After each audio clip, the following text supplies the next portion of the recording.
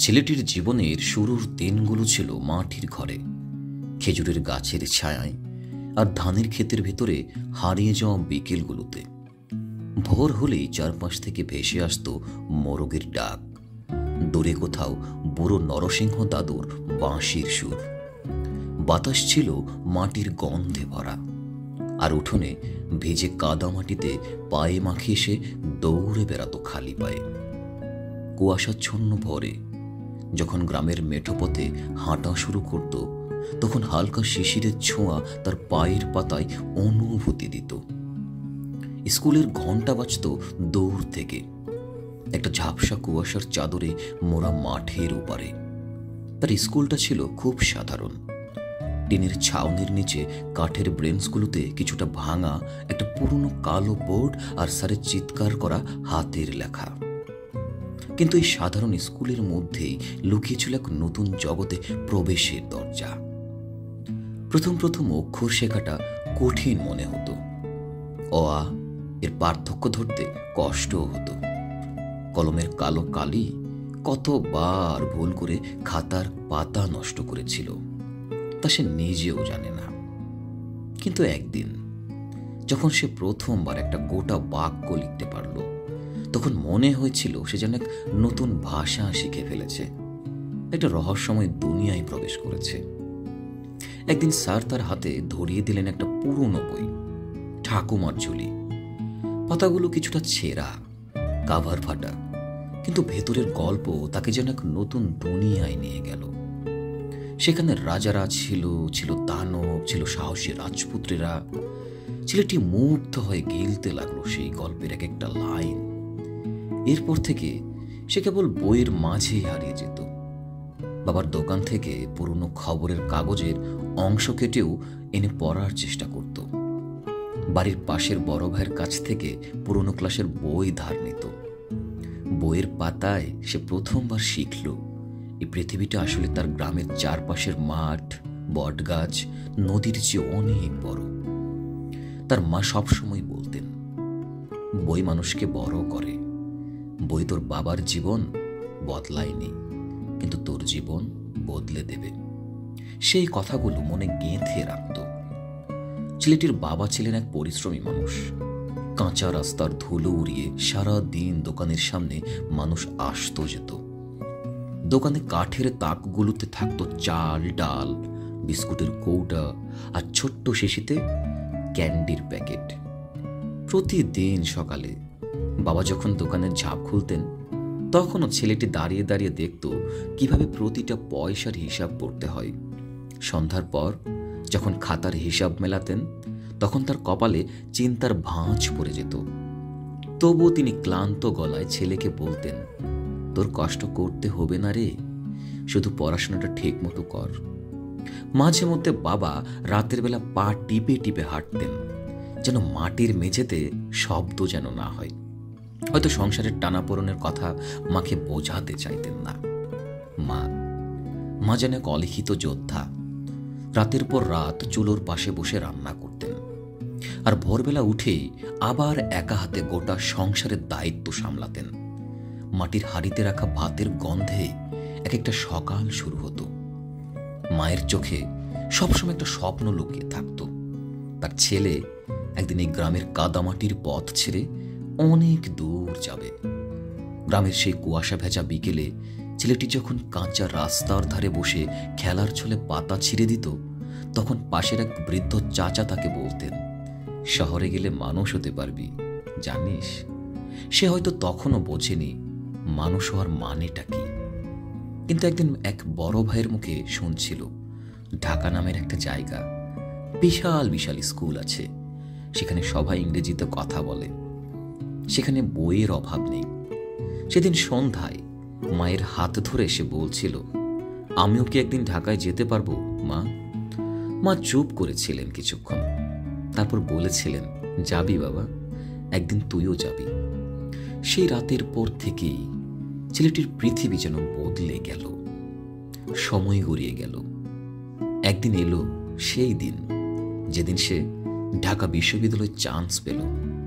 বাবার চোখে মুখে আনন্দের জল, মায়ের কান্না ভেজা হাসি, সবকিছু মিলে এক অদ্ভুত অনুভূতি। গ্রামের লোকেরা যখন জানতে পারল মুদির দোকানের ছেলেটি ঢাকা বিশ্ববিদ্যালয়ে পড়তে যাবে, তখন তারা অবাক হয়ে বলল, দেখ সেও পারল। কিন্তু শহরে যাওয়ার দিন ভোরবেলা যখন সে মায়ের চোখে তাকালো, তখন সে বুঝল গ্রামের উঠোন ছেড়ে যাওয়াটা মোটেও সহজ কিছু নয়। মা শুধু বললেন, সাবধানে থাকিস বাবা, আমরা তোকে নিয়ে গর্ব করি। বাস যখন গ্রামের কাঁচা রাস্তা ছেড়ে শহরের দিকে এগিয়ে চলল, তখন ছেলেটির মনে হচ্ছিল সে শুধু একটা জায়গা ছেড়ে যাচ্ছে না, বরং তার শৈশব, তার পরিচিত পৃথিবীটা পেছনে রেখে যাচ্ছে। কিন্তু তার চোখে ছিল নতুন স্বপ্ন, বুকের ভেতরে ছিল এক অন্যরকম উত্তেজনা। মনে ছিল একটাই প্রতিজ্ঞা, এই শহর আমাকে বদলে দেবে, আমিও এই শহরের অংশ হব। গ্রামের কাঁচা রাস্তা থেকে যখন বাসের চাকা পিচ ঢালা পথে উঠে এলো, তখন ছেলেটির মনে হচ্ছিল সে যেন এক অচেনা যাত্রা শুরুতে রয়েছে। মা কাঁদতে কাঁদতে বিদায় দিয়েছিলেন। বাবা ছিলেন চুপচাপ, তবে চোখের ভেতরে একটা চাপা গর্ব লুকিয়েছিল। বাসের জানালার পাশের ছিটে বসে ছেলেটি প্রথমবার ঢাকার দিকে কল্পনার এক দৃষ্টিপট নিয়ে এলো। পাকা রাস্তার দুপাশে দূর দূরান্তের দোকানপাট, গাড়ির বিচিত্র শব্দ, এক ভিন্ন রকমের জীবনধারা। গ্রামের সেই ধুলোবলি মাখা উঠোন, পুকুর পাড়ে বন্ধুদের সঙ্গে খেলাধুলা করা, বিকেলের মৃদু বাতাস, সবকিছু যেন এক ঝাপসা স্মৃতি হয়ে গেল। বাবা কিছুক্ষণ পর পর ছেলের দিকে তাকিয়ে দেখছিলেন, যেন নিশ্চিত হতে চাইছিলেন সে যেন ভয় পাচ্ছে কিনা। কিন্তু ভয় তো ছিলই, এই শহর তাকে গ্রহণ করবে কিনা সে তো জানে না।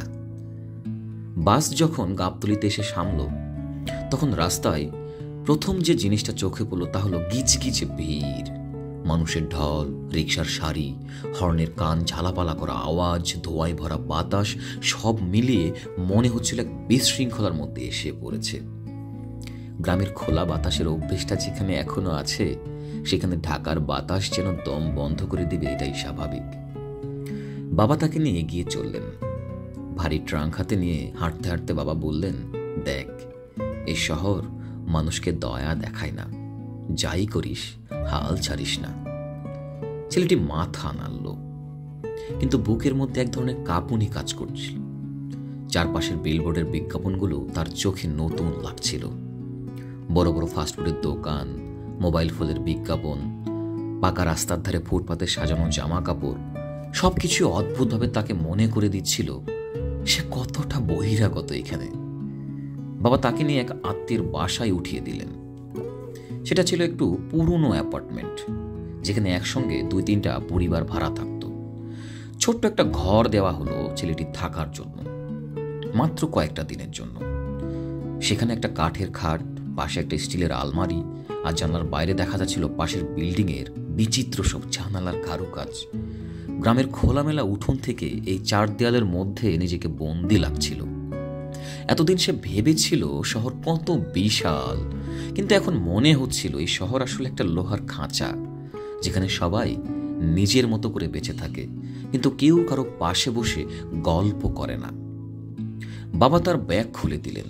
ভেতরে মায়ের হাতে সেলাই করা একটা তোয়ালে, কয়েকটা জামা কাপড়, একটা পুরনো ডায়েরি আর মায়ের হাতে বানানো মুড়ি মুরগি রাখা ছিল। ছেলেটির গলা শুকিয়ে গেল। বাবা বিদায়ের সময় তার মাথায় হাত রেখে বললেন, সাহস রাখিস বাবা, ভয় পেলে চলবে না। ছেলেটি কিছু বলতে পারল না। বাবা দরজা দিয়ে বেরিয়ে গেলেন। সিঁড়ির ধাপে বাবার পায়ের শব্দ যতক্ষণ শোনা যাচ্ছিল, ততক্ষণ সে নিজের চোখের জল আটকে রাখতে পারল। কিন্তু যখনই সে শব্দ মিলিয়ে গেল, তখন তার মনে হলো সে সত্যি এখন একা হয়ে গেছে। সেদিন রাতে বিছানায় শুয়ে ছেলেটি বুঝতে পারল একা থাকার মানে কি। গ্রামে থাকলে রাতের বেলা সে মায়ের গলার স্বর শুনত, বাবার দোকানের আলো দেখত, পাশের ঘর থেকে ছোট বোনের কথা সারানোর শব্দ শুনতে পেত। কিন্তু এখানে শুধু একটা ঘড়ির কাঁটার টিকটিক শব্দ, পাশের রুমের দরজা খোলার আওয়াজ আর জানলার বাইরে চলতে থাকা গাড়ির হর্ন। তার হাতের মুঠোয় মোড়ানো ছিল মায়ের দেয়া সেই তোয়ালেটা। সে তোয়ালের গায়ে এখনো মায়ের গায়ের গন্ধ লেগেছিল। সে নিজেকে বোঝ দিতে চেষ্টা করল, এই শহর কঠিন হতে পারে, কিন্তু সে হাল ছাড়বে না। কিন্তু সে যতই চেষ্টা করুক, তার চোখের কোণা ভিজে উঠল। ঢাকার প্রথম রাত, এক অচেনা বিছানায়, এক অচেনা জীবনের শুরু। বিশ্ববিদ্যালয়ের হলে জায়গা পাওয়াটা অনেকের জন্য আনন্দের, কিন্তু ছেলেটির জন্য সেটা ছিল একেবারে নতুন এক যুদ্ধের ময়দান। প্রথম দিন হলের মূল ফটকের বিশাল লোহার গেট পার হয়ে যখন ভিতরে ঢুকল, তখন তার মনে হচ্ছিল যেন এক অন্য জগতে প্রবেশ করেছে।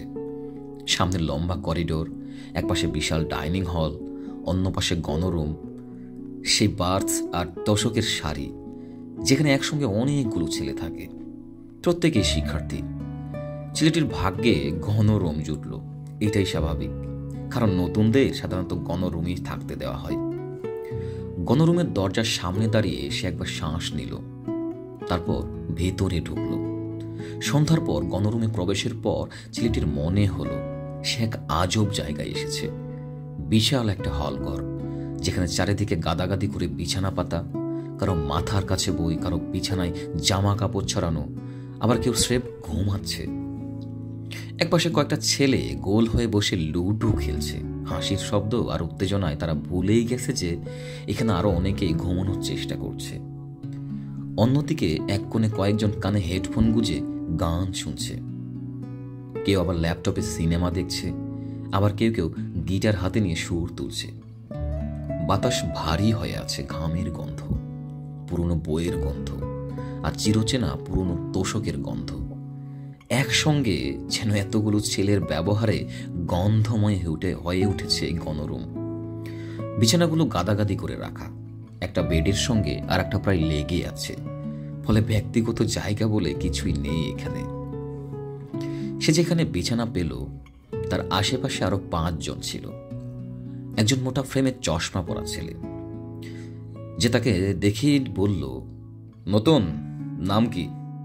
সে ধীরে ধীরে উত্তর দিল, জি নতুন, আমার নাম রাশেদ। তারপর বাকিরাও একে একে নিজেদের পরিচয় দিল। কেউ ছিল কলেজ থেকে সদ্য বেরিয়ে আসা স্বপ্নবাস তরুণ, কেউ ছিল শহরের বুদ্ধিদীপ্ত ছেলে, আবার কেউ ছিল পুরোপুরি বেপরোয়া টাইপের। কথা বলার সময় তার উচ্চারণ একটু আলাদা ছিল, গ্রামের ছোঁয়া ছিল ভাষায়। তখন পাশের একজন ছেলে ঠাট্টা করে বলল, বস, তুমি গ্রাম থেকে আসছো নাকি? ঢাকায় ভাষা শিখতে হবে, বুঝলা, তা না হলে চলবে না। কেউ হেসে উঠল, কেউ পাত্তা দিল না। ছেলেটির গলা শুকিয়ে গেল। এতগুলো নতুন মানুষের মধ্যে, এত নতুন নিয়মের মধ্যে সে কি মানিয়ে নিতে পারবে? রাত বাড়তে থাকলো, কিন্তু গণরুমের কোলাহল কমল না। বাইরের রাস্তা থেকে ভেসে আসছিল গাড়ির হর্ন, আর ভেতরে লাইট এখনো জ্বলছে। কেউ পড়ছে, কেউ মোবাইলে কথা বলছে, আবার কেউ উচ্চস্বরে কৌতুকূহলে হাসাহাসি করছে। ছেলেটি জানলার পাশে গিয়ে দাঁড়ালো। বাইরে ঢাকার আলোর ঝলকানি। বিশাল এই শহর, কত মানুষ এখানে রাত জাগছে, কত স্বপ্ন এখানে দুলছে বাতাসে। কিন্তু তার মনে হচ্ছিল সে একা। তার মায়ের দেয়া ছোট্ট একটা চিরকুট বিছানার পাশেই রাখা ছিল। তাতে লেখা ছিল, কষ্ট কর বাবা, আমাদের মুখ উজ্জ্বল করিস এক সময়। তার গলা শুকিয়ে গেল, চোখ দিয়ে পানি গড়িয়ে পড়ছে। সে কি পারবে এত প্রতিযোগিতার মধ্যে টিকে থাকা? তার মনে হচ্ছিল যদি এখনো গ্রামে থাকতো তবে হয়তো অনেক সহজ হতো। এখানে তো কাউকে তা বোঝানো যাবে না। এখানে সবাই নিজেকে নিয়ে কেন জানি ব্যস্ত। সে রাতটা কাটালো ঘুম জাগরণের দোলা চলে, একদিকে ক্লান্তি, অন্যদিকে মানিয়ে নেয়ার ভয়। ভোরের আলোয় যখন জানলার ফাঁক দিয়ে ঢুকলো, তখন ছেলেটির মনে হলো সে আসলে সত্যিকারের লড়াইয়ের ময়দানে নেমেছে। সে জানে এখানে তাকে টিকে থাকতে হবে। সেদিন সকালে সে সিদ্ধান্ত নিল সে হার মানবে না। এই গণরুমই হবে তার যুদ্ধক্ষেত্র, এখান থেকেই সে এগিয়ে যাবে। বিশ্ববিদ্যালয়ের হলে ওঠার পরপরই ছেলেটি টের পেল এখানে এক অদ্ভুত নিয়ম চলে। সিনিয়ররা মানে বড় ভাইরা কিছু বললে মানে সেটা বিনা বাক্যে মেনে নিতে হয়। তো প্রথম কয়েকদিন সে দেখলো গণরুমে কিছু সিনিয়র প্রায় সময় ছোটদের ডেকে এনে নানা অদ্ভুত নির্দেশনা দেয়। কেউ যেমন বলবে এরকম যে আমার বেডটা একটু গুছিয়ে দে, কেউ বলবে ডাইনিং থেকে আমার জন্য এক কাপ চা নিয়ে আয়, আবার কেউ তো এমনি নতুনদের নিয়ে টুকটাক খাটুনি খাটায়নি। তো শুধুমাত্র তাদের সিনিয়র পরিচয় দেখিয়ে। প্রথম কয়েকদিন সে এসবের মধ্যে না গিয়ে নিজেকে গুটিয়ে রাখার চেষ্টা করল, কিন্তু বেশি দিন তার সম্ভব হলো না। এক সন্ধ্যায় ছেলেটি গণরুমের এক কোণে বসে নিজের বই পড়ছিল। চলমান ক্লাস, সামনে ক্লাস পরীক্ষার দিন ঘনিয়ে আসছিল, তাই পড়াটাও জরুরি। কিন্তু ঠিক তখনই হলের পুরনো ব্যাচের এক সিনিয়র এসে হাজির। সে ছিল গণরুমের রাজা। তাকে রাজা বলেই সবাই চিনত, সাধারণত সবাই তাকে ভয় পেত। রুমে ঢুকলেই কেমন একটা অদৃশ্য চাপ সৃষ্টি হয়ে যেত তার জন্য। সিনিয়ররা এসে ধমকে সুরে বলল, এই এই এই তুই, এই নতুন, আমার জন্য এক কাপ চা নিয়ে আসবি, সাথে একটা সিগারেট নিয়ে আসবি, আর নিয়ে সেগুলো নিয়ে রুমে আই, ডাইনিং থেকে আসবি। ছেলেটি বই থেকে মুখ তুলে তাকালো, বুঝতে পারলো কথাটা তার উদ্দেশ্যে বলা, কিন্তু সে ইতস্তত করল। তার মাথায় তখনও তার মায়ের বলা কথাটি বাজছিল, নিজের সম্মান বজায় রাখবি, কারো তুচ্ছতা ছিল সইবি না। সে বলল, ভাইয়া আমি একটু পড়ছি, পরে আনতে পারবো? এই কথাটা শোনার পর সিনিয়রের চোখ কুঁচকে গেল। সে যেন এক মহা অপরাধ করে ফেলেছে। এ তো সাহস কম না, নতুন ছেলে, সিনিয়রের কথা ফেললি, জানিস এখানে কারা থাকে? তার কথা শুনে আশেপাশের আরো কয়েকজন ছেলেও ঘুরে তাকালো। কিছু সিনিয়র মিটমিট করে হাসছিল, তারা জানতো এবার মজা দেখতে পারবে।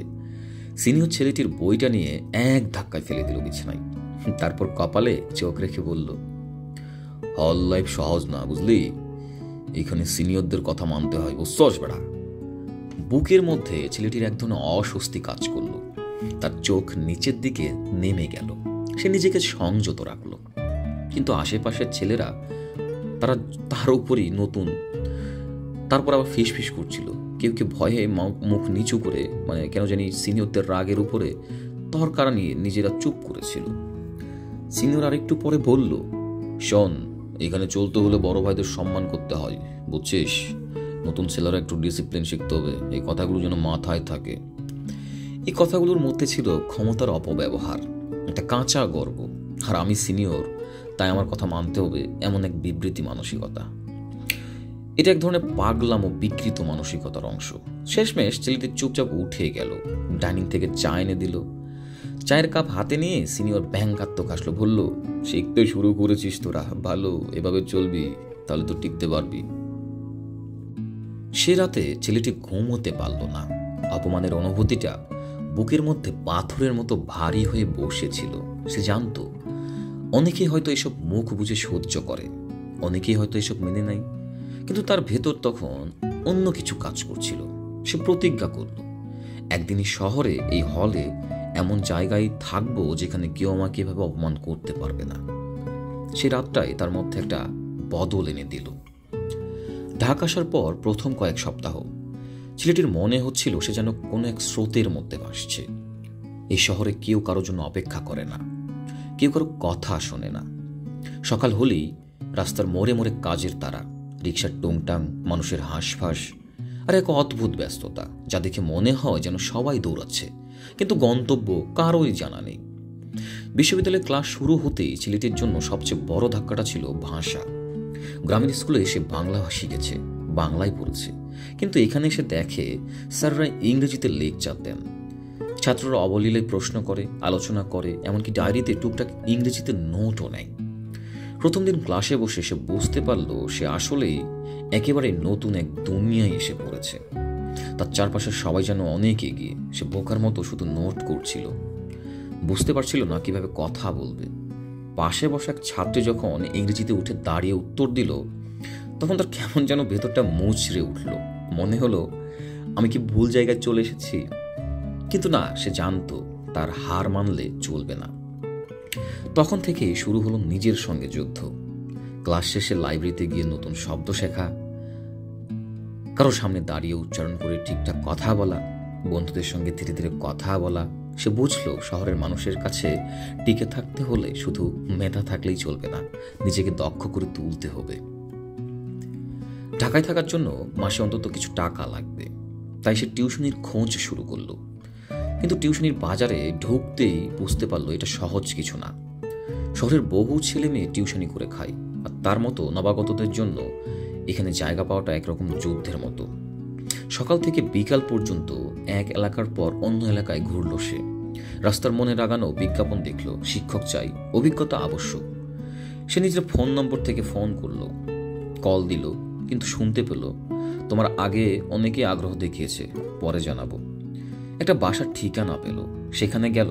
দরজা খুলে এক মহিলা বললেন, বাবা তুমি কি ইংরেজি পড়াতে পারবে? ছেলেটি ইতস্তত করে বলল, আমি চেষ্টা করতে পারবো বাবা।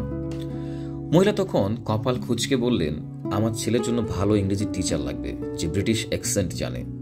তুমি হয়তো ভালো ছেলে, কিন্তু আর কিছু বললেন না।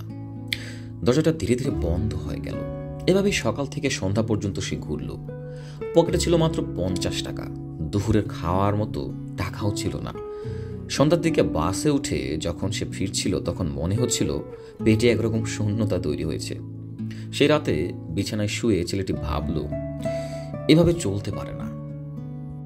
পরদিন আবারও সে বেরিয়ে পড়ল। এক বন্ধু বলেছিল এক বাসায় গৃহশিক্ষক দরকার। ছেলেটি সেখানে গেল। বাসার গেটে দাঁড়িয়ে কাঁপা কাঁপা গলায় বলল, আমি টিউশনি করতে চাই। বাড়ির কর্তা তাকে একরকম মাপার ভঙ্গিতে দেখলেন। তারপর বললেন, তোমার আগে একটা ছেলে পড়াতো, কিন্তু ও আশা বন্ধ করে দিয়েছে। তুমি ঠিক মতো পড়াতে পারবে তো? ছেলেটি মাথা নাড়ল, আমি চেষ্টা করব স্যার।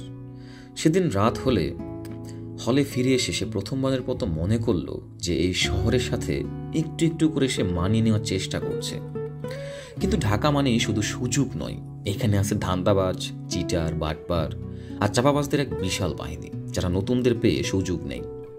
একদিন এক সিনিয়র ভাই বলল, তোর একটা দারুণ টিউশনি লাগিয়ে দেব, শুধু 2000 টাকা সিকিউরিটি দিতে হবে আমাকে। ছেলেটি বিশ্বাস করলো, কারণ সিনিয়রদের তো বিশ্বাস করা উচিত। এক বন্ধুর থেকে ধার করে 2000 টাকাও নিল সে। এরপর সেই সিনিয়র ভাই হাওয়া। পরে জানা গেল সে এভাবেই বহু নতুন ছেলেকে বোকা বানিয়ে টাকা নেয়। কেউ ধরতেও পারে না, কারণ সে ক্ষমতাশালী এক ভাইয়ের সাথে ওঠা বসা করে। একবার এক লোক রাস্তার পাশে ছেলেটিকে ডেকে বলল, ভাই আপনি কি পার্ট টাইম জব করতে চান, মাসে 20,000 টাকা ইনকাম? ছেলেটি কৌতূহলী হয়ে জানতে চাইল কি কাজ। লোকটা তখন হাসতে হাসতে বলল, ভাই জাস্ট কিছু মাল ডেলিভারি করতে হবে, খুবই সিম্পল। পরে ছেলেটি এক সিনিয়রকে জিজ্ঞেস করে জানতে চাইল, এটি আসলে চেইন বিজনেস বা প্রতারণার একটি ফাঁদ। তারা নতুন ছেলেদের লোভ দেখিয়ে চাকরির প্রতিশ্রুতি দেয়, তারপর তাদের কাছ থেকেই টাকা হাতিয়ে নেয়। টাকার আরেক সমস্যা হলো চাপাবাজ আর ধুরন্ধর মানুষ। কিছু ছেলে ক্লাসে ঢুকেই বলে, ভাই আমি গত সপ্তাহে একটা স্টার্ট আপ খুলছি। কেউ বলে আমার চাচাতো ভাইয়ের চেনা জানা আছে, তোর একটা বড় চাকরি লাগিয়ে দিতে পারবো। ছেলেটি প্রথমে এসব শুনে অভিভূত হয়ে যেত, কিন্তু পরে ধীরে ধীরে বুঝলো ঢাকার বেশিরভাগ মানুষই গল্পবাজ, ধাপ্পাবাজ। তারা শুধু কথা বলে, কাজ করে না। শহর একটা যুদ্ধক্ষেত্র। কেউ এখানে এসে রাজা হয়, কেউ সৈনিক হয়ে বেঁচে থাকে, কেউ পরাজিত হয়ে হারিয়ে যায়। প্রথম দিন থেকে ছেলেটিকে বুঝতে শিখেছে, এখানে বেঁচে থাকতে হলে শুধু পরিশ্রম করলেই হবে না, সতর্ক থাকতে হবে।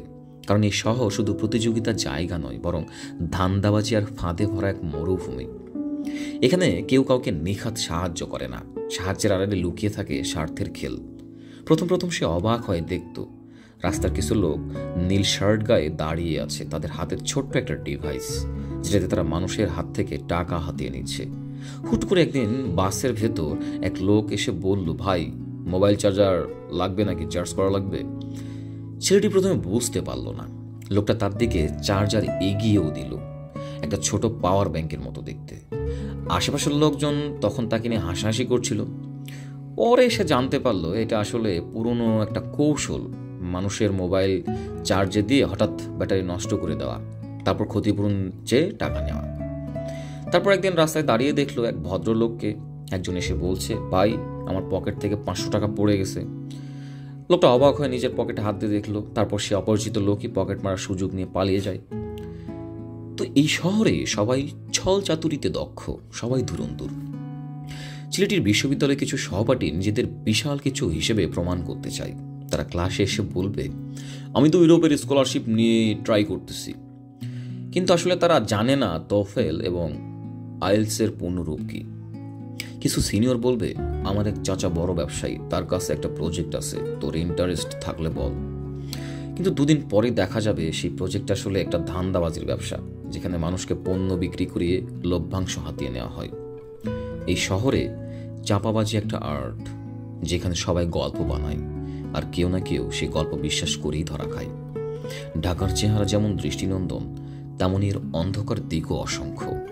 এখানে বড়লোকদের গাড়ির চাকায় পিষ্ট হয়ে কেউ মরে গেলে সেটা একমাত্র দিনে নিউজ হয়। এখানে গলির মধ্যে অসংখ্য মানুষ কাঁথা মুড়িয়ে ফুটপাতে পড়ে থাকে, অথচ পাশের রেস্টুরেন্টে 1000 টাকার খাওয়ার উচ্ছিষ্ট হয়। শহরের কৃত্রিমতা এক একটা দিন তাকে অবাক করত, কিন্তু অবাক হওয়ার দিন শেষ হয়ে গিয়েছিল। সে শিখে গিয়েছিল এই শহরে নিজের জায়গা নিজেকেই করে নিতে হয়। এখানে কেউ কাউকে কিছু দেয় না, প্রতিটা অর্জন আদায় করে নিতে হয়। সময়ের সঙ্গে সঙ্গে সে বুঝে গেল শহরের নিয়ম মানতে হবে, কিন্তু নিজের মতো করে চলতে হবে। সকালে ক্লাসে যাওয়া, বিকেলে লাইব্রেরিতে বসে বই পড়া, সন্ধ্যায় টিউশনি করে রাতের খাওয়ারের টাকা জোগাড় করা, তার প্রতিটা দিনই এই রুটিনের ভেতর দিয়ে যেতে লাগলো। তার কাছে লাইব্রেরির শেলফগুলো ছিল এক অনাবিষ্কৃত পৃথিবী। এখানে সে নতুন নতুন বই খুঁজে পেত। ক্লাসের পাঠ্য বইয়ের বাইরে বিশ্ব সাহিত্যের দুনিয়ায় সে ঢুকিয়ে পড়ল। একটা পুরনো দার্শনিকের বই পড়ে মনে হলো, এরা কত যুগ আগে লিখেছে, কিন্তু আমার অবস্থার সঙ্গে মিলে যায় কেন? বিশ্ববিদ্যালয়ের রাজু ভাস্কর্যের চত্বরে একা বসে সে মাঝে মাঝে নিজেকে প্রশ্ন করত, এই শহর কি আমাকে গ্রহণ করছে, নাকি আমি এখনো একজন বহিরাগত? শহরে কিছু মানুষ তাকে অপমান করা, কিছু জায়গা তার অচেনা রয়ে গেছে, এই জন্য তাকে অপমানও করত। হলে রাত হলেই যখন সবাই আড্ডা দিত, সে এক কোণে বসে থাকত। কেউ তাকে ডাকলে হয়তো যোগ দিত, না হলে নিজের নোট লিখত, নতুন শব্দ মুখস্থ করত আর ভবিষ্যতের কথা ভাবত। একদিন তার এক সহপাঠী মজা করে বলল, কিরে, তুই কি আমাদের বন্ধু নাকি একা একা বেঁচে থাকার ট্রেনিং নিচ্ছিস? সে হেসে বলছিল, এই শহরে টিকে থাকতে হলে নিজের যুদ্ধ নিজেকেই করতে হয় বন্ধু। দিনের পর দিন কেটে যেতে লাগলো। তার মনে হচ্ছিল হয়তো একদিন এই শহর তার আপন হয়ে যাবে, হয়তো একদিন শহরের পথঘাট তার চেনা হয়ে যাবে। কিন্তু এখনো রাতের গভীরে একা হলের জানালার পাশে দাঁড়িয়ে তার মনে হতো সে এখানকার কেউই না। ধীরে ধীরে যখন সে সব সামলে নিতে শিখছিল, পড়াশুনো, টিউশনি, হলে রাত কাটানো, এসবের সঙ্গে মানিয়ে নিতে নিতে, কিন্তু সে একটা জিনিস সে পারছিল না, সেটা একাকিত্ব। রাতে যখন হলের সবাই নিজেদের দলে দলে আড্ডা দিত, তখন সে চুপচাপ থাকত। একবার চেষ্টা করেছিল যোগ দিতে, কিন্তু তাদের গল্পের মাঝে কোথাও যেন তার জায়গা হচ্ছিল না। এক রাতে যখন রুমমেটরা সবাই ঘুমিয়ে পড়েছে, সে জানলার পাশে দাঁড়িয়ে ফোনটা হাতে নিল। মায়ের মেসেজ পড়ল, বাবা খেয়েছিস? খুব কষ্ট করছিস না? মনে করিস তোর মা সবসময় তোকে দেখছে। তার চোখ ঝাপসা হয়ে গেল। জানলার বাইরে তাকিয়ে দেখল ঢাকার রাস্তায় তখনও গাড়ি চলছে, জীবন থামেনি। সে জানতো মা আর বাবা তার জন্য কতটা ত্যাগ স্বীকার করেছে। সে জানতো এই শহর তাকে সহজে জায়গা দেবে না। সে রাতে সে অনেক কাঁদল, কিন্তু প্রতিজ্ঞা করল এই কান্নাকে সে দুর্বল হতে দেবে না। এই কষ্ট হবে ভেবেই সে লড়াইয়ের জন্য শক্তি জমানোর প্রতিজ্ঞা করল। একদিন ক্লাস শেষ করে লাইব্রেরিতে বসে সে বই পড়ছিল। পাশের টেবিলে একজন লাইব্রেরিয়ান বসেছিল। তিনি একটা দোকানও চালায় নেল খেতে। একটা বই খুঁজতে গিয়ে হঠাৎ তার সঙ্গে কথা হয়। তাকে জিজ্ঞেস করলো, তুমি তো প্রায় আসো, নতুন বই বেশি পড়ো মনে হচ্ছে। সে একটু হেসে বলল, এখানে ভালো লাগে, শান্তি পাওয়া যায়। লাইব্রেরিয়ান একটু হাসলো, তারপর বলতো, হ্যাঁ তা তো বুঝেছি, আমাদের দোকানের লাইব্রেরিতে একটা পার্ট টাইমার সহকারী দরকার, করতে পারবা? সবাক হয়ে তাকালো। লাইব্রেরিতে কাজ, এটা যেন এক নতুন স্বপ্নের দরজা খুলে গেল। তারপর শুরু হলো এক নতুন অধ্যায়। দোকানের লাইব্রেরিতে কাজ করা, বইয়ের মধ্যে নিজেকে নতুনভাবে আবিষ্কার করার এক নতুন সুযোগ তার কাছে। ঢাকার জীবনে এক অদ্ভুত সমীকরণ আছে। এখানে কেউ খুব ধনী, কেউ মধ্যবিত্তের যন্ত্রণায় দগ্ধ, কেউ আবার টিকে থাকার সংগ্রামে ব্যস্ত। শহরের আলো ঝলমলে, কিন্তু সে আলোর নিচে অনেকের অন্ধকার জীবনও কিন্তু লুকিয়ে থাকে। ছেলেটি এখনো এই শহরের অদৃশ্য ঝাঁকুনির ভেতর দিয়ে যাচ্ছিল। তার সময় কেটে যাচ্ছিল একটা রুটিনে। এই সকালবেলা ক্লাস, তারপর লাইব্রেরিতে কাজ, বিকেলে টিউশনি, তারপর হলে ফিরে পড়াশোনা। তার জীবনে ফুরসত বলে কিছুই ছিল না। বন্ধুরা বলতো, কিরে তুই মানুষ নাকি রোবট? সে হাসতো, কিন্তু তার মনে হতো তারা বুঝবে না, কারণ তাদের অনেকের বাবা মা নিয়মিত টাকা পাঠাতেন, তাদের মোবাইলের রিচার্জের চিন্তা ছিল না, খাওয়ার টাকা নিয়ে ভাবতে হতো না, তারা কফি শপে গিয়ে সবসময় সময় কাটাতো, দামি বই কিনতে পারতো, বন্ধুদের জন্মদিনে দামি উপহার দিতে পারতো। কিন্তু তার সব হিসেব বাঁধা ছিল নির্দিষ্ট গণ্ডিতে। তার প্রতিদিন ক্যান্টিনের 1 কাপ চা, একটা সস্তা সিঙ্গারা আর হলে ফিরে বাজারে কম দামের ভাত, এই ছিল তার জীবনের বিলাসিতা। ঢাকার বন্ধুত্ব আর গ্রামের বন্ধুত্বের মধ্যে ছিল বিস্তর ফারাক। গ্রামের বন্ধুরা ছিল সঙ্গী, আর এখানের বন্ধুরা ছিল শুধু প্রয়োজন। কেউ ক্লাসের নোটের জন্য বন্ধু, কেউ ক্যান্টিনে বসার জন্য, কেউ পরীক্ষার আগের রাতে ওই সাহায্যের জন্য। তবে এখানে একটা সত্য ছিল, সেটা হচ্ছে যে বন্ধুত্বগুলো বেশিরভাগই স্বার্থান্বেষী। কেউ কাউকে সত্যিকারের আপন করে না, সবাই শুধু নিজেদের মতো করে সময় কাটায়।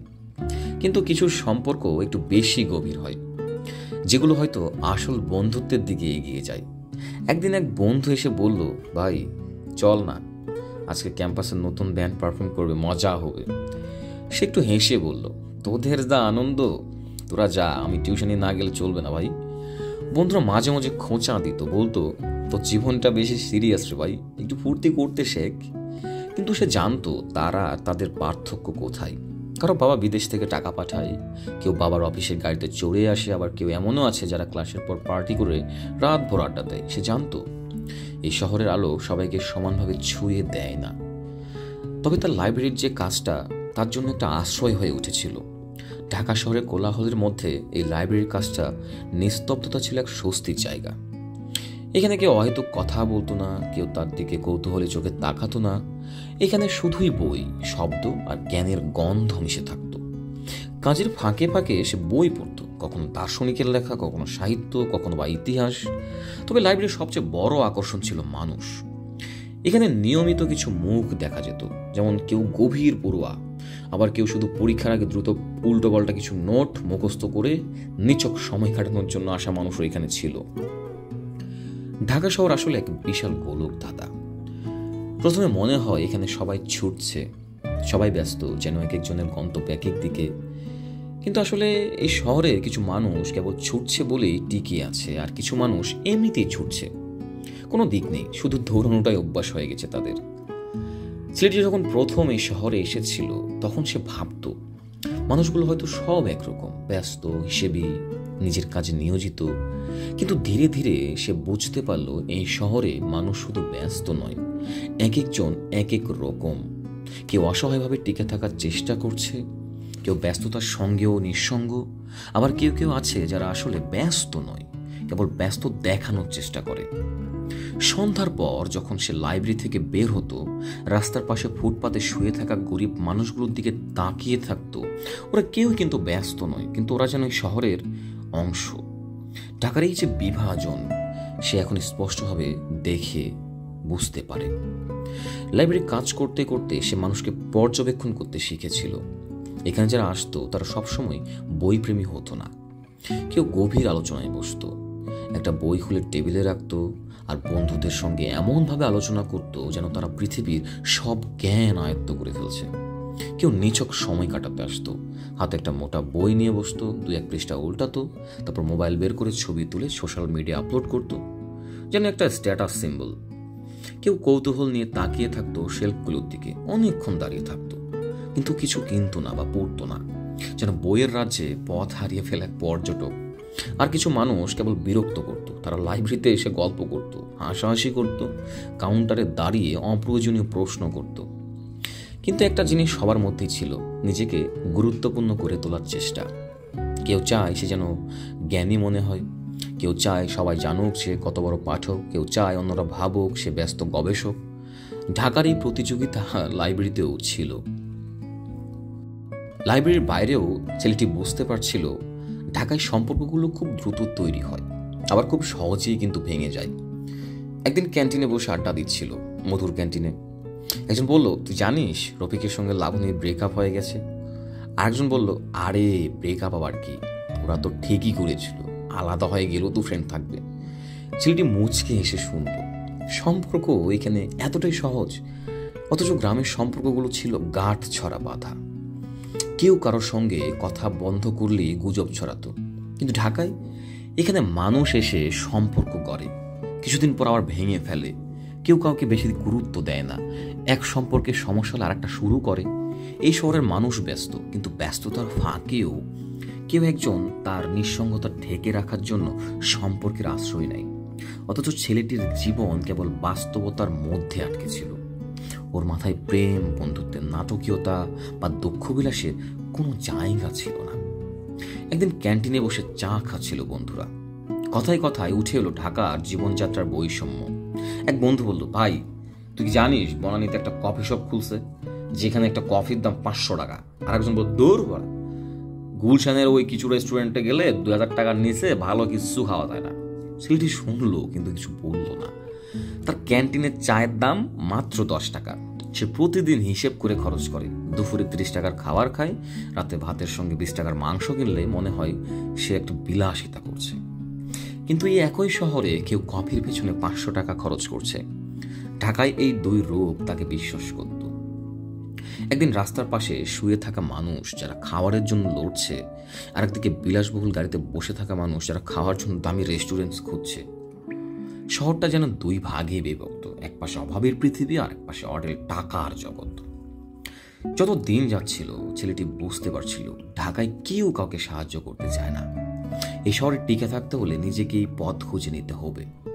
সিনিয়ররা বলবে, ভাই তোর জন্য একটা ভালো সুযোগ আছে, কিন্তু সেই সুযোগ আসলে একটা ধান্দাবাজি। ঠিক যেমনটি তার সাথে সেই টিউশনির দালালরা করছিল, তোমাকে একটা ভালো টিউশনি পাইয়ে দেব, শুধু 2000 টাকা সিকিউরিটি দিতে হবে। এটা এক ধরনের প্রতারণা। ফুটপাতে বসে থাকা ভিক্ষুক বলবে, ভাই আমি 3 দিন কিছু খাই নাই, কিন্তু রাতে সে মোবাইল ফোনে কারোর সঙ্গে হাসতে হাসতে কথা বলে। এ শহরে প্রতিটা মানুষের মুখে একরকম গল্প থাকে, আর পেছনে লুকিয়ে থাকে ঠিকই অন্য গল্প। ঢাকার রাস্তায় হাঁটতে হাঁটতে ছেলেটি উপলব্ধি করলো এই শহর আসলে একটা বিশাল নাট্যমঞ্চ।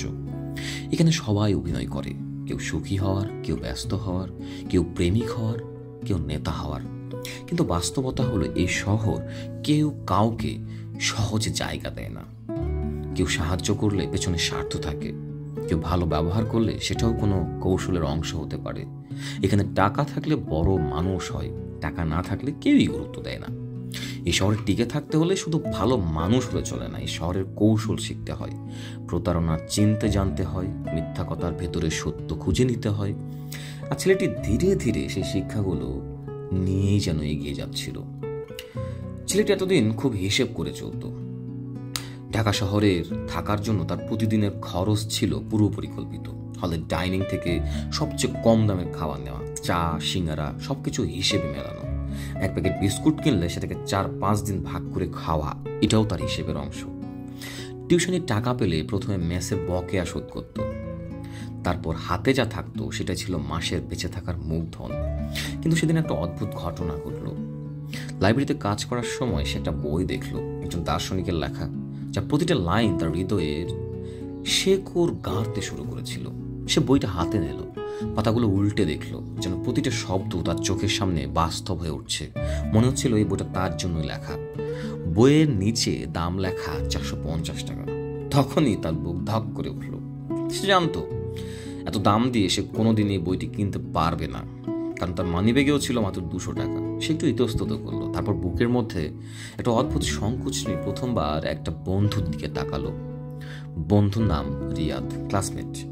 মাঝে মধ্যে হলে একসাথে চা খাই নিচে এসে। বুকের মধ্যে দ্বিধা তবু কাজ করছিল যে, ভাই তোর কাছে 300 টাকা ধার পাওয়া যাবে? বন্ধু প্রথমে একটু অবাক হলো, হয়তো ভাবলো সে টাকার জন্য সাহায্য চাই কেন। তারপর বলল, কোনো টেনশন করিস না, পরে দিয়ে দিলেই হবে। ছেলেটি টাকা নিয়ে বই কিনলো, কিন্তু বুকের মধ্যে কেমন একটা ভারী অনুভূতি তৈরি হলো। এই শহরে সে প্রথমবার কারো কাছে ঋণ নিল। এই লজ্জা, এই সংকোচ সে কোনোদিন যেন ভুলবে না। শুধু একটা ভাবনা তাকে তাড়া করতে লাগলো, কত দিন লাগবে এই ঋণ শোধ করতে। কিন্তু তার থেকেও বড় প্রশ্ন, সে কি কোনোদিন এমন একটা অবস্থায় যাবে যেখানে টাকা ধার চাওয়ার সংকোচ থাকবে না। একদিন বিকেলে লাইব্রেরিতে বই গোছাচ্ছিল সে। সারাদিন ক্লাস, টিউশনি, লাইব্রেরির কাজ, একঘেয়ে নিয়মের মধ্যে কেটে যাচ্ছিল সময়। ঠিক তখনই দরজা দিয়ে ঢুকলো একটা মেয়ে। ছেলেটি প্রথমবার তাকে কয়েকদিন আগেই দেখেছিল। সে প্রথম দেখাতে তার মনে হয়েছিল মেয়েটির মধ্যে কিছু একটা আছে, একটা আত্মবিশ্বাস, একটা সৌন্দর্য যা শুধু ব্যাহ্যিকই নয়, বরং চোখের দৃষ্টিতে, চলার ভঙ্গিতে লুকিয়ে থাকে। আজও মেয়েটি নিঃশব্দে লাইব্রেরিতে ঢুকলো, কয়েকটা বই খুঁজলো, তারপর কাউন্টারের সামনে এসে দাঁড়ালো। ছেলেটি চুপচাপ তার দিকে তাকিয়েছিল। মেয়েটি গলায় এক ধরনের আত্মবিশ্বাস নিয়ে বলল, একটা বই রিজার্ভ করা যাবে? ছেলেটি এতদিন লাইব্রেরিতে অনেকের সঙ্গে কথা বলেছে, কিন্তু এই প্রথম কারো কণ্ঠস্বর তাকে অদ্ভুতভাবে স্পর্শ করল। সে ধীরে ধীরে বলল, হ্যাঁ, আপনি বইয়ের নাম বলুন।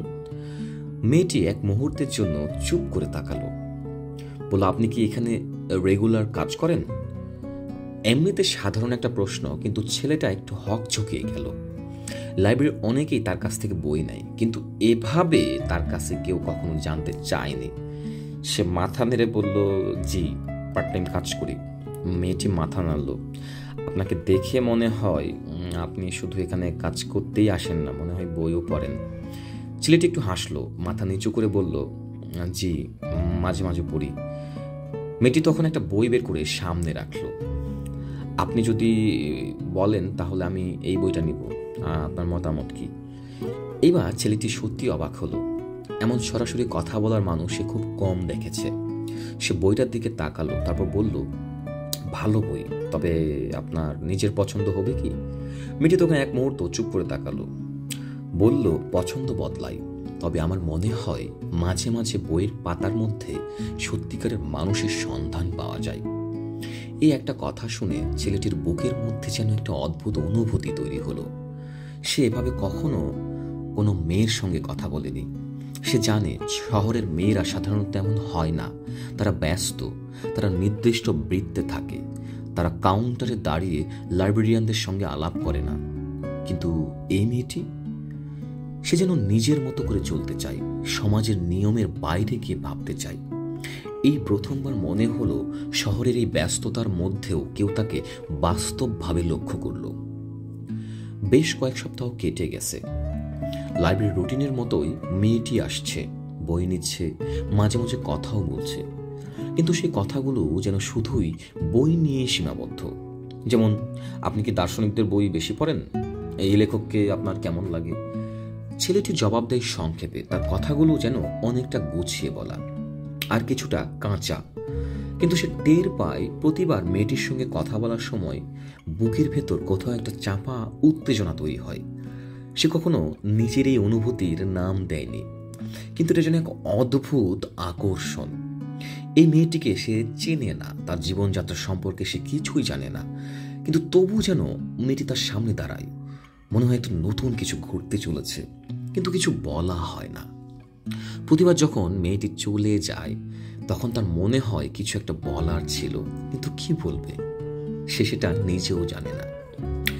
একদিন বিকেলে মেয়েটি লাইব্রেরির এক কোণে বসেছিল। ছেলেটি দূর থেকে তাকিয়ে দেখছিল। মেয়েটি একটা বই পড়ছিল, মাঝে মধ্যে মাথা তুলে জানলার বাইরের দিকে তাকাচ্ছিল, আবার কখনো গভীর মনোযোগে ডুবে যাচ্ছিল বইয়ের পাতায়। সে কাজ করছিল, কিন্তু মনে হচ্ছিল তার মনোযোগ কেবল মেয়েটির দিকেই আটকে আছে।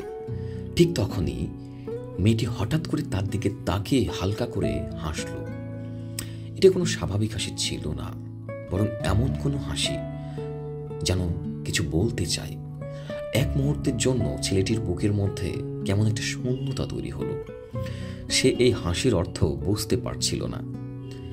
মেয়েটি কি কেবল সৌজন্যবশত হাসলো, নাকি হাসির পেছনে অন্য কিছু লুকিয়ে আছে? এই সব ভাবতে ভাবতে সে সন্ধ্যায় কাজ শেষ করে হলে ফিরে গেল। এই হাসি মানুষকে এতটা অস্থির করে দিতে পারে, সেটা সে আগে কখনো জানত না। এরপর থেকেই যতবার সে মেয়েটির দিকে তাকায়, ততবারই একটা বাস্তব সত্য তার সামনে এসে দাঁড়ায়। সে মধ্যবিত্ত, সাধারণ এক ছেলে, আর মেয়েটি হয়তো এক অন্য জগতের মানুষ। তার পোশাক পরিচ্ছন্ন, সাজগোজ পরিমিত, কিন্তু নিখুঁত। কখনো কখনো মেয়েটির ফোন বাজতো, সে হেসে কথা বলতো। ছেলেটি বুঝতে পারত এই মেয়েটির জগৎ তার থেকে একেবারেই আলাদা। তার বাবা মা নিশ্চয়ই প্রতিষ্ঠিত, সে নিশ্চয়ই এমন এক পরিবারে বড় হয়েছে যেখানে জীবনযাত্রার জন্য টাকার চিন্তাই করতে হয় না। অন্যদিকে ছেলেটি তো প্রতিদিন হিসেব করে খরচ করে। টিউশনি না করলে খাওয়ার ব্যবস্থা হয় না, লাইব্রেরিতে কাজ না করলে বই কেনার সুযোগও মিলবে না। এমন দুই মানুষ কি একসঙ্গে চলতে পারে? এই চিন্তা তার মধ্যে এক অদ্ভুত দ্বিধা তৈরি করল। কিন্তু বাস্তবতা হলো, এই প্রশ্নগুলো যতই ঘুরপাক খাক, মেয়েটি যখন তার দিকে তাকায় তখন তার মধ্যে এক অন্যরকম অনুভূতি জন্ম নেয়। একদিন রাতে জানলার পাশে বসে ছেলেটি ভাবছিল, আমার মনে এটা বন্ধ করতে হবে, এটা বন্ধ করতে হবে। এই অনুভূতি কোনোদিন বাস্তবে রূপ নেবে না। সে কি কখনোই সে মেয়েটির জীবনের অংশ হতে পারবে? সে মেয়েটি কখনোই কি তাকে ভালোবাসতে পারবে বা তাকে ভালোবাসার কি হাবিজাবি সব চিন্তা ভাবনা। তার সামনে এক কঠিন ভবিষ্যৎ, উচ্চশিক্ষা শেষ করা, ভালো একটা চাকরি খোঁজা, পরিবারকে সহায়তা করা। তার জীবনে ভালোবাসা, প্রেম, আবেগের কোনো জায়গা নেই। এই শহর কঠিন, এখানে সম্পর্কগুলোও কঠিন। তাই সে মনে মনে ঠিক করলো সেই অনুভূতিকে নিজের মধ্যে চেপে রাখবে। কিন্তু মন কি মানবে?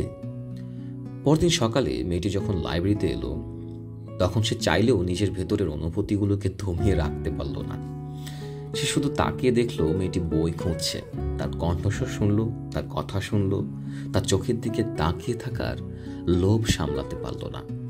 মেয়েটি যখনই বই নিয়ে বেরিয়ে গেল, তখন তার মনে হলো সে কিছু একটা হারিয়েছে। সেদিন বিকেলে লাইব্রেরিতে মানুষের ভিড় কম ছিল। কয়েকজন নিয়মিত পাঠক বই উল্টে পাল্টে দেখছিল, কেউ কেউ নোট নিচ্ছিল, কেউ নিছক জানলা দিয়ে বাইরের দিকে তাকিয়েছিল। ঠিক তখনই মেয়েটি এলো। তবে আজ তার চোখে এক অন্যরকম অভিব্যক্তি। আগে সে আসতো শুধু বই নিতে, 1-2 মিনিট কথা বলতো, তারপর চলে যেত। কিন্তু আজ সে এসে কাউন্টারের সামনে দাঁড়িয়ে একটু ইতস্তত করল, তারপর বলল, আপনি কি এখানে পার্মানেন্ট কাজ করেন?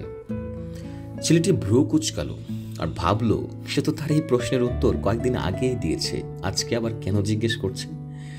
আজকের প্রশ্নটা কেমন যেন ব্যক্তিগত, অপ্রত্যাশিত। সে একটু সময় নিয়ে বলল, না, আমি আসলে পার্ট টাইম কাজ করি, এখানে কাজ করি আর পড়াশোনা চালিয়ে যাচ্ছি। মেয়েটি একটু মাথা ঝাঁকালো, তারপর তাকিয়ে থাকলো। মানে আপনার আসল পরিচয়?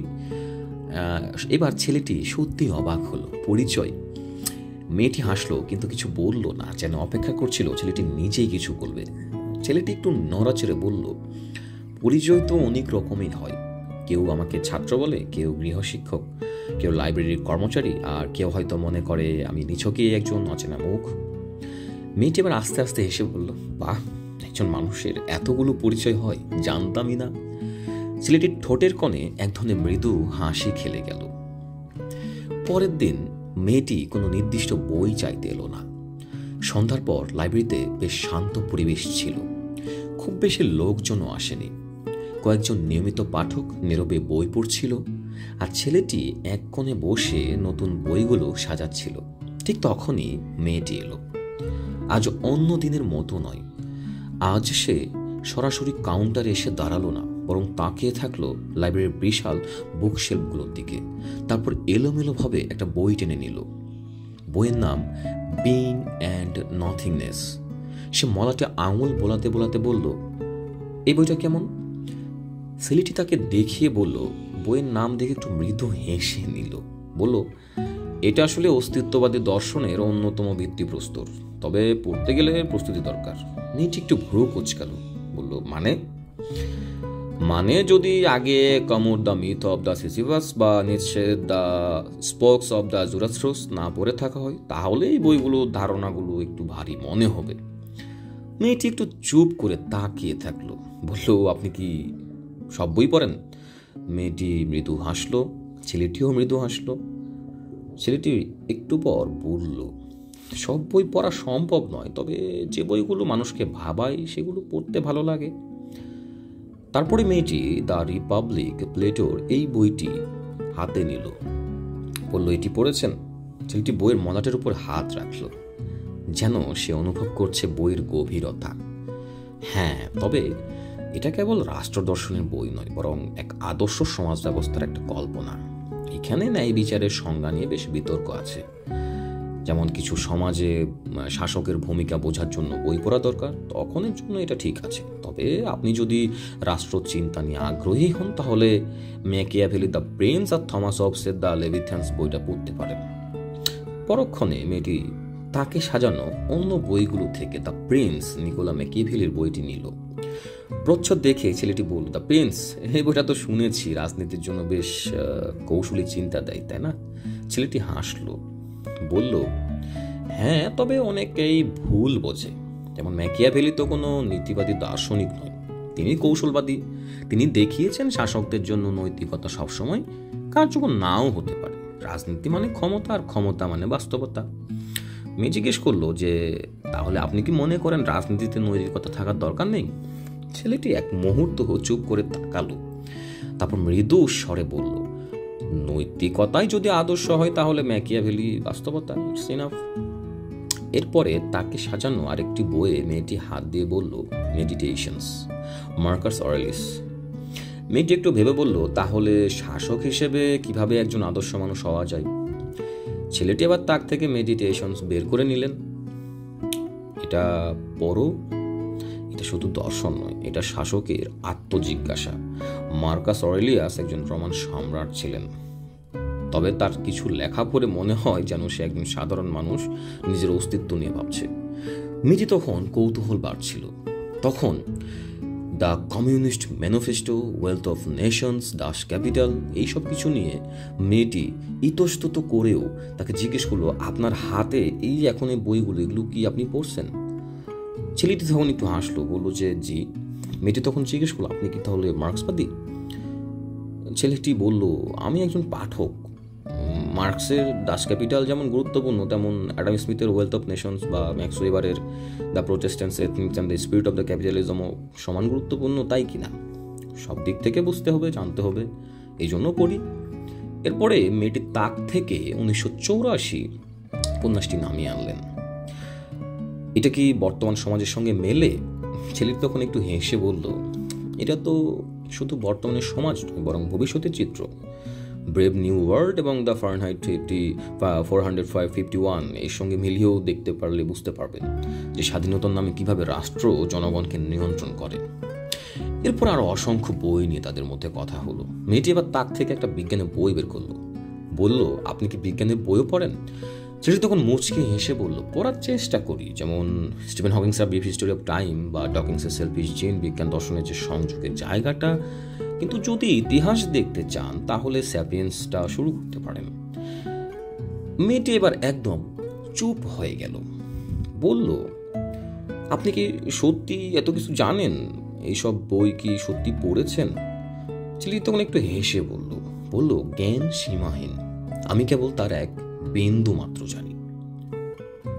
বই নিয়ে বিচিত্র আলাপের পর মেয়েটি একটু সময় নিল, তার চোখে বিস্ময়। সে এতদিন ভেবেছিল এই ছেলেটি শুধু লাইব্রেরির কর্মচারী, হয়তো কিছু বই পড়ে, কিন্তু এত বিশাল জ্ঞানের গভীরতা সে কল্পনাও করেনি। তারপর সে ধীরে ধীরে বলল, আপনি কি শুধু বই পড়েই জীবন কাটিয়ে দেবেন? ছেলেটি মৃদু হাসল, বলল, জীবন তো বইয়ের বাইরেও আছে। মেয়েটি একটু থেমে বলল, তাহলে চলুন সেই জীবনটি একটু দেখি। ধরা যাক শাহবাগের মোড়ে গিয়ে এক কাপ চাই খাই। ছেলেটি অবাক হলেন। একটা সাধারণ প্রস্তাব, কিন্তু মনে হলো এটা কেবল এক কাপ চা নয়, বরং তার একাকিত্বের গণ্ডির বাইরে পা ফেলার একটা আমন্ত্রণ। সে মৃদু হাসল, তারপর আস্তে বলল, চলুন। সেই প্রথম সন্ধ্যায় শাহবাগের মোড়ে বসে তারা একসঙ্গে চা খেলো। গরম ধোঁয়া ওঠা চায়ে কাপে চুমুক দিতে দিতে ছেলেটি একবার তার মেয়েটির দিকে তাকালো। সে এতদিন মেয়েটিকে চিনেছে শুধুই লাইব্রেরির মধ্যে, বইয়ের পাতা ও আলোচনার মধ্যে, কিন্তু আজ এই শহরের কোলাহলের মধ্যে মেয়েটি একটু অন্যরকম লাগছিল। আলগা বাতাসে তার চুল উড়ে যাচ্ছিল। সে কখনো চায়ের কাপে তাকাচ্ছিল, কখনো রাস্তার মানুষগুলোর দিকে। একটা গভীর নীরবতা কাজ করছিল দুজনের মধ্যে। ছেলেটি বুঝতে পারছিল না এই নীরবতার মানে কি, অস্বস্তি নাকি নতুন কিছু। তারপর থেকে এই চায়ের পর্ব যেন এক নতুন অভ্যাসে পরিণত হলো। মেয়েটি লাইব্রেরিতে এলে আর কেবল বই নিয়েই বেরিয়ে যেত না। বই নেওয়ার আগে বা পরে হাসতে হাসতে বলতো, চলুন একটু হাঁটি। কখনো শাহবাগের মোড়ে, বা কখনো টিএসসির পাশে বসে চা খাওয়া, বা কখনো নীলক্ষেতের পুরনো বইয়ের দোকানগুলোর আশেপাশে ঘুরে দেখা। তারা ঘুরে বেড়াতো নির্দিষ্ট কোনো গন্তব্য ছাড়াই, কথা বলতো কোনো পরিকল্পনা ছাড়া। তবে আশ্চর্যের বিষয় ছিল তাদের আলোচনার বিষয় সবসময় বই, দর্শন, রাজনীতি, সমাজ, জীবন, এসব ভাবনা নিয়ে। কিন্তু একটা বিষয় কখনোই আলোচনায় আসতো না, ব্যক্তিগত জীবন। মেয়েটি কখনোই নিজের জীবন নিয়ে কিছু বলতো না, কখনো তার পরিবার, বন্ধু, শৈশব বা ভবিষ্যতের কোনো কথা বলতো না। ছেলেটিও কখনো জানতে চাইতো না, যদিও তার ভেতরে কৌতূহল জেগে উঠত। এক সন্ধ্যায় তারা নীলক্ষেতের পুরনো বইয়ের দোকানে ঘুরছিল। সন্ধ্যার সময়টা বেশ শান্ত ছিল। এই দোকানের ঠিক পাশের লাইব্রেরিতে রাশেদ কাজ করে। দোকানগুলোর আলোর নিচে পুরনো বইয়ের স্তূপে যেন ইতিহাস লুকিয়েছিল। মেয়েটা একটা বইয়ের মলাটে আঙুল বোলাতে বোলাতে বলল, আপনার কি মনে হয় সব বই কি সত্যি? ছেলেটি একটু সময় নিল, তারপর বলল, বই হচ্ছে কল্পনার বাস্তবতার মাঝামাঝি জায়গা। কিছু বই সত্য হয়, কিছু বই সত্য হওয়ার চেষ্টা করে, কিছু বই মানুষকে সত্যের কাছাকাছি নিয়ে যায়। মেয়েটি মৃদু হাসল, বলল, বেশ কাব্যিক উত্তর দিলেন, কিন্তু আপনি কি কখনো এমন কোনো বই পড়েছেন যেটা আপনার জীবন বদলে দিয়েছে? ছেলেটি ভাবল কিছুক্ষণ, তারপর বলল, একটা নয়, অনেকগুলো। তলস্তয়ের আন্না কারেনিনা আমাকে বুঝিয়েছে মানুষ তার নিজের পছন্দের দাস হয়ে পড়ে। কাফকার দ্য ট্রায়াল আমাকে বুঝিয়েছে জীবনে মাঝে মাঝে এমন কিছু প্রশ্নের মুখোমুখি করে যার কোনো উত্তর নেই। মেয়েটি চুপচাপ শুনছিল, তারপর একসময় ধীরে ধীরে বলল, আপনি জানেন কিছু কিছু সম্পর্ক একদম গল্পের মতো সুন্দর হয়। ছেলেটির বুক ধড়ফড় করে উঠল। সে কিছুক্ষণ চুপচাপ দাঁড়িয়ে রইল, কিছু বলতে পারল না। এই কথাটার অর্থ কি? মেয়েটি কি তাদের সম্পর্কের কথা বলছে, নাকি কেবল সাধারণভাবে বলল?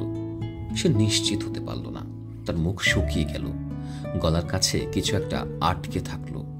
একটা সহজ উত্তর দেওয়ার কথা ভাবল, কিন্তু তার মনে হলো কোনো উত্তরই যথেষ্ট নয়। মেয়েটি কিছুক্ষণ তাকিয়ে থাকলো, তারপর হাসল। এই যে মশাই, আপনি চুপচাপ হয়ে গেলেন কেন? ছেলেটি তখনও উত্তর খুঁজছিল, কিন্তু একবারও সাহস পেল না বলতে। সব গল্প কি সুন্দরভাবে শেষ হয়?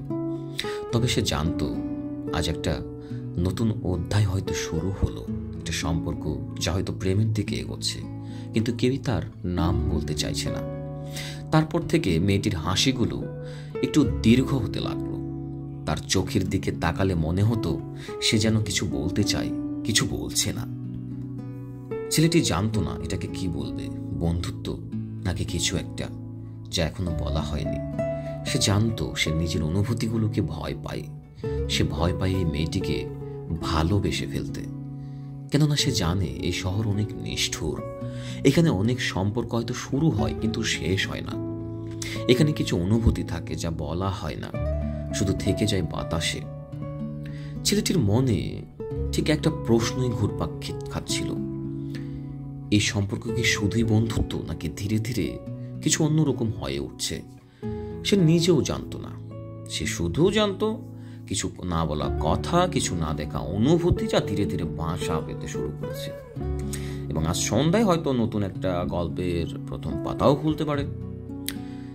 ছেলেটি কখনোই মেয়েটির ব্যক্তিগত জীবন নিয়ে জানতে চায়নি। কেন যেন একটা অদৃশ্য সীমা রেখা ছিল তাদের মধ্যে। তারা বই নিয়ে কথা বলছে, কখনো প্লেটোর দ্য রিপাবলিক থেকে আদর্শ রাষ্ট্রের ধারণা বিশ্লেষণ করছে, বা কখনো দ্য ম্যাকিয়াভেলি দ্য প্রিন্স নিয়ে তর্ক করছে, আবার কখনো the myth of the spacious নিয়ে গল্প করছে, জীবনকে নিরর্থক মনে করে বিপরীত যুক্তি তুলছে। দর্শনের তর্ক করছে, তখনই আসে অস্তিত্ববাদ বা স্টোইসিজম। রাষ্ট্রনীতি বা রাজনীতি আলোচনা করছে, তখনই চলে আসে মার্ক্সবাদ বা পুঁজিবাদ। এইসব কনসেপ্টের বিষয়গুলো সমাজতত্ত্বের জটিল সব প্রশ্ন নিয়ে গভীর আলোচনায় ডুবে গেছে, যে রাষ্ট্র কি আসলেই জনগণের জন্য নাকি ক্ষমতার খেলা। কিন্তু কখনো জিজ্ঞেস করেনি, তুমি কেমন পরিবার থেকে এসেছো, তোমার জীবন কেমন? মেয়েটি কখনোই নিজের সম্পর্কে কিছু বলেনি। সে যেন ইচ্ছে করে নিজের অতীতটা আড়াল করে রাখত। এখন যখন ছেলেটি চিন্তা করে, তখন উপলব্ধি করে তার কথার মধ্যে সব ছিল, কিন্তু তার নিজের অস্তিত্বের কোনো ছাপ ছিল না। মেয়েটি কখনো বলেনি তার বাবা মা কি করে, কি করেন, কোথায় বড় হয়েছে, কিভাবে তার দিন কাটে। তার চোখে কোনো অতীতের ছায়া ছিল না, তার কথায় কোনো ব্যক্তিগত গল্পের দাগ ছিল না। ছেলেটির কৌতূহল ছিল, কিন্তু কখনো জানতে চাওয়ার সাহস হয়নি। অদ্ভুতভাবে মেয়েটিও কোনোদিন জানতে চায়নি ছেলেটিকে, যে সে কোথা থেকে এসেছে, কেন এবং কি কাজে সে এখানে আরো কতদিন থাকবে, বিশ্ববিদ্যালয়ের পড়াশোনার কতদিন রয়েছে। তারা যেন নিজেদের মধ্যে তৈরি একটা বৃত্তের মধ্যে আটকে ছিল, যেখানে তারা কেবল ভাবনার কথা বলতো, কিন্তু বাস্তব জীবনের কথা কখনোই আসতো না। ছেলেটিও সেই দেওয়াল ভাঙার চেষ্টা করেনি। কেন জানি মনে হতো, যা আছে থাকুক না, এমনটাই তো ভালো। কিন্তু একদিন লাইব্রেরির এক সহকর্মী কি কোনো এক কথায় তার মনের ভিত কেঁপে উঠল। এক মুহূর্তের জন্য মনে হলো তাদের সম্পর্কের ভিত্তিটাই যেন বদলে গেল। সেদিন বিকেলের আলোয় লাইব্রেরির জানলা খুব স্পষ্টভাবে রোদের ছোঁয়া দিচ্ছিল। ছেলেটি পুরনো বইয়ের কিছু বই সাজাচ্ছিল, ধুলো ঝাড়ছিল এবং মাঝে মধ্যে তাকিয়ে দেখছিল ঘরে আসা পাঠকদের মুখ। সবাই যার যার মতো বইয়ের পাতায় মুখ গুজেছিল। শান্ত একটা বিকেল, কোনো ব্যতিক্রম কিছু নেই। কিন্তু ঠিক তখনই তার সহকর্মী হঠাৎ একরকম উৎসাহ নিয়ে বলল, রাশেদ, তুই কি জানিস ওই মেয়েটা কার মেয়ে? ছেলেটি আঙুল বইয়ের মালাটার উপর থেকে থমকে গেল। সে ধীরে তার সহকর্মীর দিকে তাকালো, বলল, না, জানি না। সহকর্মী যেন একটু রহস্যময় হাসি নিয়ে বলল, ওর বাবা দেশের অন্যতম বড় ব্যবসায়ী, বিশাল মাল্টিন্যাশনাল কোম্পানি আছে, ওর নাম দেখলেই বুঝতে পারবি। কিন্তু তোর মাথায় তো ওসব থাকে না, বোকা ছেলে। ছেলেটি কিছুক্ষণ স্থির হয়ে রইল, তার হাতে ধরা বইটা অন্যমনস্কভাবে টেবিলের উপরে রাখল। সে কিছু বলল না, সে চুপচাপ শুনল। তার চারপাশের সবকিছু যেন এক মুহূর্তের জন্য থেমে গেল। বাইরে গাড়ির হর্ন, রিক্সার ঘন্টা, লাইব্রেরির মধ্যে পাতার শব্দ, সব কেমন যেন স্তব্ধ হয়ে গেল তার কানে। এই সেই মেয়েটি যে প্রতিদিন এত সাধারণভাবে লাইব্রেরিতে আসে, যে কাউন্টারের সামনে সে ধীরে হাসে, যে বই নিয়ে কথা বলতে গিয়ে একবারে উত্তেজিত হয়ে যায়, যে কোনোদিন তার পরিবার বা অবস্থান নিয়ে একটা শব্দও বলেনি। সে আসলে এত প্রভাবশালী এক পরিবারের মেয়ে। ছেলেটি এক মুহূর্তের জন্য তার চোখের সামনে মেয়েটির সব মুহূর্তগুলোকে নতুন করে যেন স্মৃতিতে দেখতে শুরু করলো। শাহবাগের মোড়ে এক কাপ চা হাতে হাসি মুখে দাঁড়িয়ে থাকা সে মেয়েটি, পুরনো বইয়ের দোকানে ধুলো মাখা পাতা উল্টাতে থাকা সেই মেয়েটি, কখনো তার রিপাবলিক নিয়ে প্লেটোর রাষ্ট্র দর্শনে আলোচনা করা সেই মেয়েটি, বা কখনো সেই 1984 নিয়ে সব কথা বলা সে চোখ বড় করা সেই মেয়েটি। সে কি মেয়ে যার সঙ্গে সে এক জায়গায় সে দাঁড়াতে পারবে? রাশেদের কপালে চিন্তার ভাঁজ পড়ল। এতদিন সে কখনো এই বিষয়ে ভাবেনি। সে জানত মেয়েটার মধ্যে একটা আলাদা সৌন্দর্য আছে, একটা বুদ্ধিদীপ্ত উপস্থিতি আছে, কিন্তু সে কখনো ভাবেনি মেয়েটির পেছনের বাস্তবতা এমন হতে পারে। একটা অনুচ্চারিত বিভাজন যেন তৈরি হলো তার মাথার ভেতরে। সেই সন্ধ্যায় মেয়েটি একা শাহবাগের মোড়ে বসে চায়ের কাপে হাত গরম করছিল। বাতাসে ধোয়ার মতো উড়ে আসছিল অগণিত শব্দ, রিক্সার টংটাং, গাড়ির হর্ন, ফুটপাতে বসা বই বিক্রেতাদের হাঁক ডাক, পথচারীদের ব্যস্ত পদচারণা। শহর আগের মতোই কোলাহলপূর্ণ, একই রকম গতিময়, কিন্তু তার মনে হচ্ছিল এই ভিড়ের মধ্যেও সে একা। চায়ের কাপ থেকে ধোঁয়া বেরোচ্ছিল। তার মনে চলছিল আরো ধোঁয়াটে এক প্রশ্ন, আমার অনুভূতি কি একপাক্ষিক? এই প্রশ্নটা গত কয়েকদিন ধরে তার মাথার মধ্যে অস্পষ্ট অথচ তীক্ষ্ণ ছুরির মতো ঢুকেছিল। সে কি ভুল করে ভাবছিল তাদের মধ্যে কোনো বিশেষ সম্পর্ক তৈরি হচ্ছে, নাকি নিছকই বন্ধুত্ব যেটা মেয়েটি তার সামাজিক অবস্থান ভুলে উপভোগ করছে? আমি কি আসলে ভুল স্বপ্ন দেখছি? সে জানে সে সাধারণ এক ছেলে। তার পরিচয় গড়ে উঠেছে লাইব্রেরির বুকশেলফ, তার হলের চার দেয়ালের মধ্যে। তার দিন কাটে বইয়ের পাতায়, পড়াশোনার চাপের নিচে, ছাত্রপুরী টিউশনির টাকা হাতে পাওয়ার আনন্দে। অন্যদিকে মেয়েটির পৃথিবী আলাদা। তার বাবা মা দেশের অন্যতম বড় ব্যবসায়ী। তার ভবিষ্যৎ নিশ্চিত। তার জন্য হয়তো পৃথিবীর দরজাগুলো অপেক্ষা করছে খুলে দেওয়ার জন্য। হয়তো মেয়েটি শুধুই আমার জ্ঞানের প্রতি আকৃষ্ট, আমার বই প্রেমের প্রতি কৌতূহলী। হয়তো সে লাইব্রেরির সাধারণ ছেলেটির সঙ্গে সময় কাটিয়ে একটা ভিন্ন অভিজ্ঞতা নিচ্ছে, কিন্তু সেটা তো প্রেম নয়। এই ভেবে তার ভেতরে অদ্ভুত একটা শূন্যতা কাজ করলো। সে কি আসলে এই মেয়েটির সঙ্গে এক জায়গায় দাঁড়াতে পারে, নাকি সে শুধুই এই শহরের ভিড়ে হারিয়ে যাওয়া আরেকটি ছায়া, যেটি একসময় মিলিয়ে যাবে? তার হাতের চায়ের কাপ ধীরে ধীরে ঠান্ডা হয়ে আসছিল। সে কপালে ভাঁজ ফেলে গভীরভাবে নিজেকে বোঝানোর চেষ্টা করলো, না, আমি এসব ভাববো না, আমি যা ছিলাম তাই থাকবো। কিন্তু যতই সে নিজেকে বোঝানোর চেষ্টা করলো, মেয়েটির সে গভীর দৃষ্টিগুলো তার চোখের সামনে স্পষ্ট হয়ে উঠল। সেই প্রথম দিন যখন মেয়েটির দিকে তাকিয়েছিল লাইব্রেরির কাউন্টারের উপরে দাঁড়িয়ে, হাসি মুখে জানতে চেয়েছিল, আপনি কি শুধু বই পড়ে জীবন কাটিয়ে দেবেন?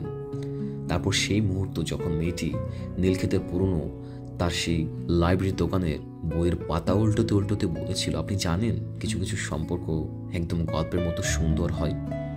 তার হাসিগুলো, তার কণ্ঠের কোমল অথচ দৃঢ় স্বর, তার অদ্ভুত আত্মবিশ্বাসী অথচ সংযত চলাফেরা, সব কিছু মনে পড়ছিল।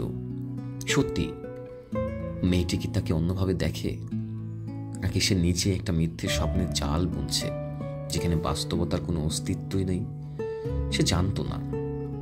সে শুধু জানতো এই মুহূর্তে চায়ের কাপের ধোয়া ধীরে ধীরে মিলিয়ে যাচ্ছে, ঠিক তার দ্বিধার মতো, তবে উত্তরহীন।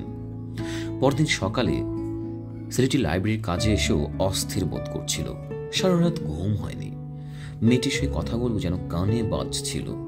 কারণ তোমার মতো কারোর সঙ্গে কথা বলার জন্যই।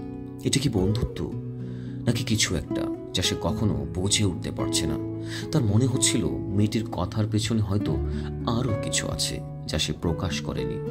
সে কি করবে? আজ যদি মেয়েটি আসে তাহলে সে কি সাহস করে কিছু বলবে? সে কি জিজ্ঞেস করবে, তুমি কি সত্যি কিছু বলতে চাচ্ছ? কিন্তু মেয়েটি আর এলো না। সেদিন, পরের দিন, তারপর আরো কয়েকদিন, পরে কয়েক মাস কেটে গেল। মেয়েটি আর এলো না। প্রতিদিন কাজের ফাঁকে ছেলেটি একবার তাকিয়ে দেখত দরজার দিকে। মনে মনে আশা করতো হয়তো মেয়েটি একদিন ঠিকই ঢুকবে, কিন্তু না।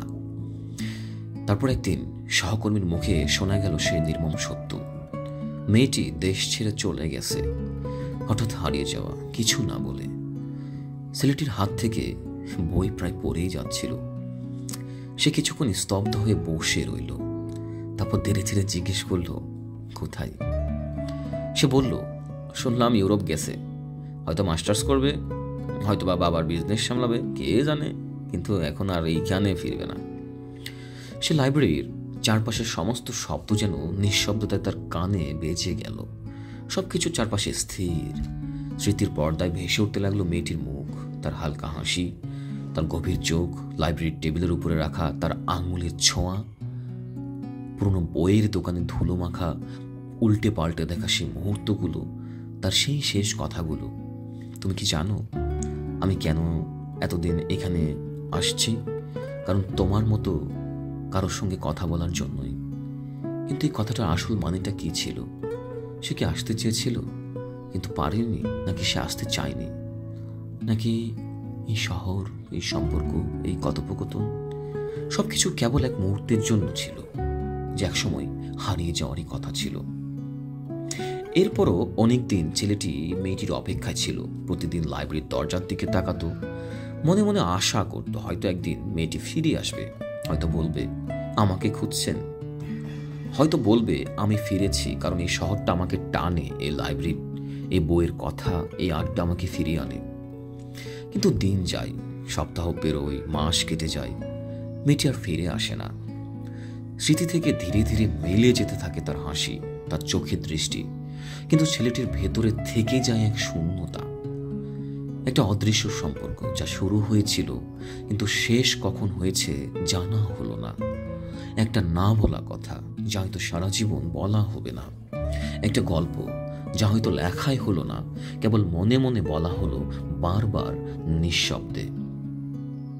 এক সন্ধ্যায় অনেক দিন পর ছেলেটি আবার শাহবাগের মোড়ে গিয়ে চা খেল। একসময় যেখানে তারা একসঙ্গে বসে চা খেত, সেই জায়গায়। চারপাশের কোলাহল আগের মতোই ছিল, কিন্তু পাশে আজ কেউ ছিল না। সে চায়ের কাপে চুমুক দিল।